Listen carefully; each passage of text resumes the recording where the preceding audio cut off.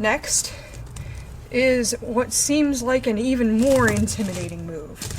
We're going to work on a neck wrap.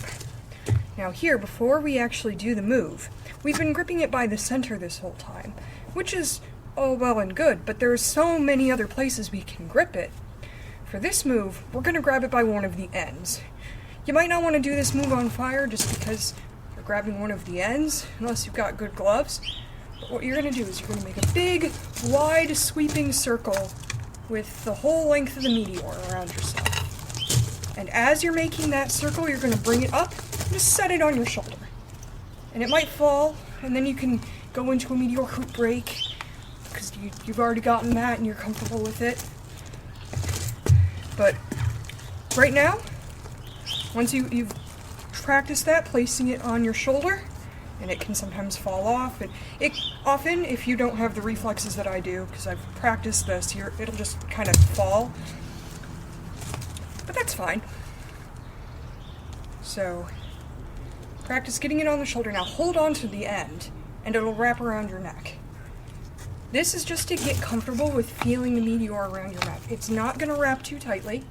It's just using its own momentum. And you've got your Meteor wrapped around your neck. Now this was the end we were holding on to. This is the end that was wrapping. So if I don't touch the end that was wrapping and just turn my body, just give it a little push in that direction, it'll automatically unwind itself. Which is a great thing to remember when you're flowing.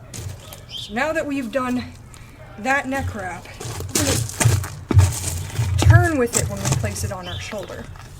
So making the big sweeping circle, placing it on your shoulder, and then turn.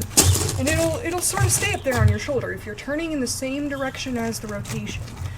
Without any grip at all, it'll just stay there on your shoulder.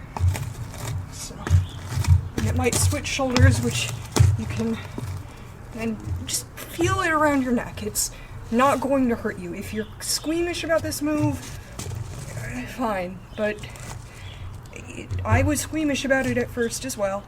And it just took a little bit of practice to get comfortable with it. Just swinging it around my neck, and unwinding it.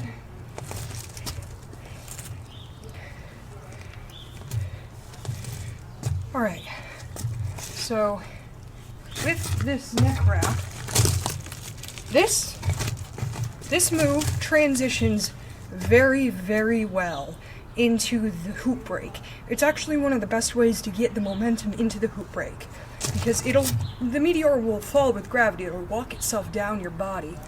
So, make a big circle, put it on your shoulder, turn with it, and then grab it with your arm.